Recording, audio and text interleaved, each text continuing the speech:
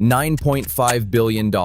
That's what one promise cost when it destroyed Subway's billion-dollar empire. In 2024, Roark Capital paid that price to buy the largest restaurant chain on earth, more than any food chain in history. Those stores used to smell different.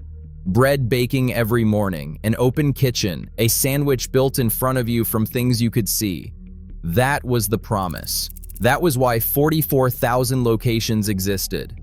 Then corporate chose the royalty check over the product, quietly, consistently, for 20 years. The stores are still everywhere. The promise isn't. This is how it happened.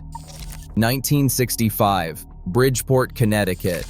Fred DeLuca was 17 years old and needed money for medical school. A family friend named Peter Buck gave him $1,000. Open a sandwich shop, pay for tuition. It had no brand strategy behind it, no marketing team, not even a slogan. It was just what the store was. The bread baked in the back every morning. The smell hit you before you reached the door. Yeast and warmth and something faintly sweet. The smell of a thing being made from scratch.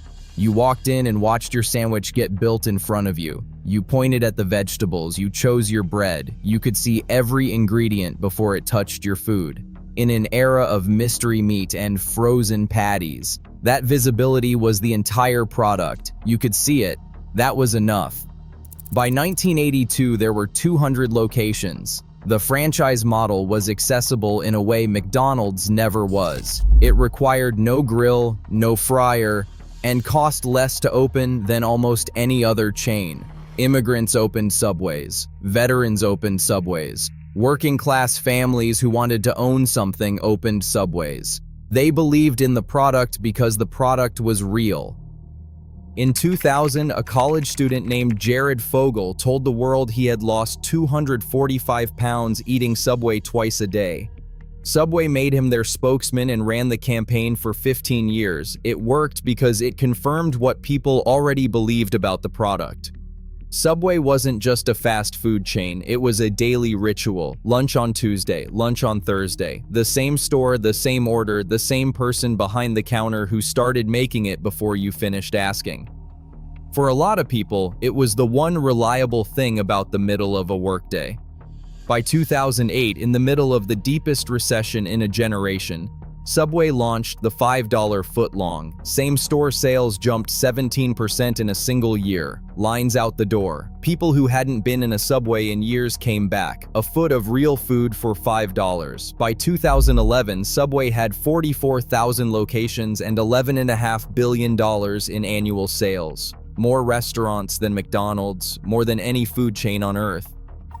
But behind the counters, the math was starting to tell a different story. The $5 footlong cost franchisees more to make than those $5 covered. Ingredient costs, royalties, and marketing fees were all part of it. The margin for the person behind the counter was approaching zero. Corporate collected 8% of every transaction, regardless. The promotion that had made Subway untouchable was quietly transferring every cost of that success onto the people running the stores. Eat Fresh wasn't just a slogan, it was what the stores actually were. Then one decision locked the problem in permanently. The $5 footlong wasn't just a promotion, it became a permanent strategy. The royalty model meant corporate collected on volume regardless of whether franchisees made money. So the response to stores losing margin wasn't to fix the promotion, it was to open more stores. In Subway's franchise agreements, there were no protected territories. The company could open a competing Subway directly across the street from an existing one and collect fees from both. This is the decision, a quiet structural choice to optimize for royalty revenue while transferring every cost of that optimization onto the people running the stores and eventually onto the product itself. Fred DeLuca was diagnosed with leukemia in 2013. He died in September 2015 at 67 years old. What survived him was a machine built to grow and collect. He was the last person who might have changed where it was heading. The stores kept opening, the slogan kept running, and the thing that had made Subway worth choosing kept quietly getting thinner. What that drift looked like from the customer side took years to fully show up. By 2012, same-store sales had begun declining, the year after the chain peaked at 44,000 locations. Corporate's answer was to open more stores. In 2012 alone, approximately 800 new American locations opened. They did not grow the market, they divided the customer base that already existed, while corporate kept collecting from both sides. At the same time, the menu was quietly expanding. The original Subway had offered roughly a dozen sandwich varieties. By the mid-2000s, the chain had added breakfast, flatbreads, personal pizzas, and chopped salads. By 2021, the menu had grown to approximately 140 items across 10 categories. Every new category added equipment, training requirements, and operational complexity, all absorbed by stores generating less than $500,000 annually. The person behind the counter was now managing a coffee machine, a toaster oven, a panini press, and a blender while trying to move the line. The sandwich that built the brand was competing for attention inside its own store. The bread was still called fresh. The store just did not smell like it anymore, and customers felt it before they could name it. The drift was slow. You did not notice it in a single visit. You noticed it over years. The bread that tasted slightly different, the vegetables that seemed thinner, the store that smelled faintly of reheated things instead of baking. The feeling that you were choosing Subway out of habit rather than because you actually wanted it. The people who noticed just stopped going. The ones who did not notice kept going out of habit. Neither group could tell you exactly when the store stopped being worth choosing. Jared Fogle, the face of the brand for 15 years, was arrested in July 2015 and sentenced to 15 years in federal prison for child pornography and sex crimes involving minors. DeLuca died 2 months later. In the same year, Subway lost its founder and its spokesman.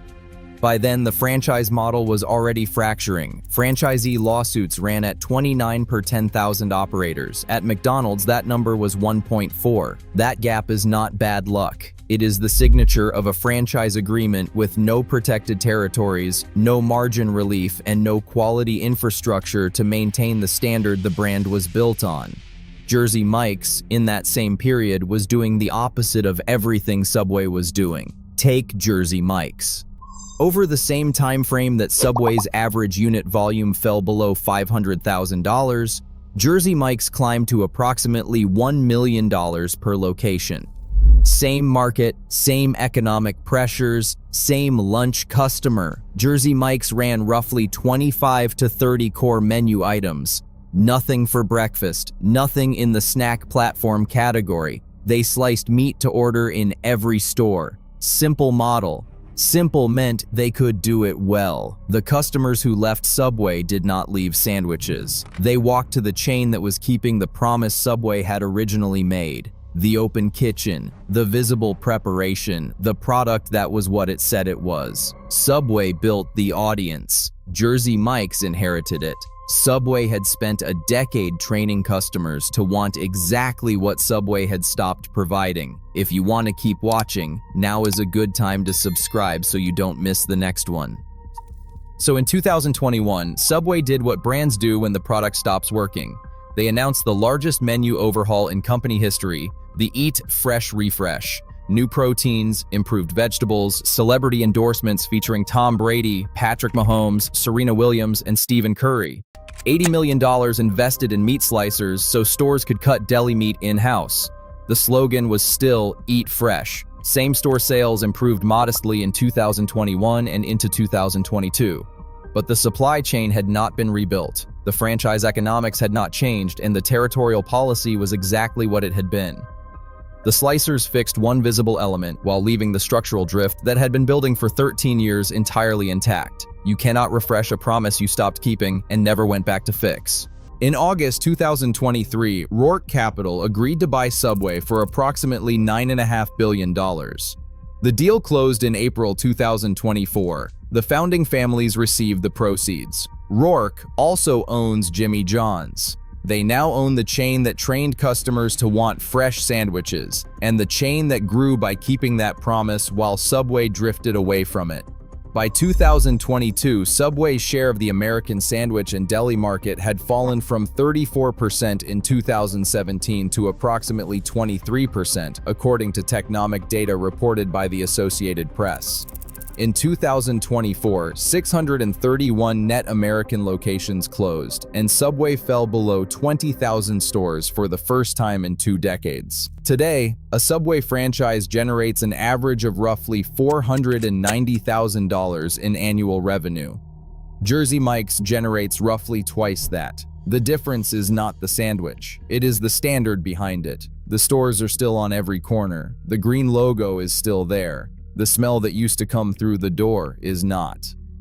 Eat Fresh was never just a slogan, it was the original description of what the store actually was. Bread baked in store, ingredients you could see, a sandwich built in front of you from things you chose. That promise was real for 40 years. Then the margin math changed. The royalty model put volume ahead of quality. The menu expanded past what the system could execute, and the founder who might have stopped it died before any of it got fixed. The smell faded from most stores, the taste drifted, and customers stopped finding a reason to choose it without ever quite knowing why.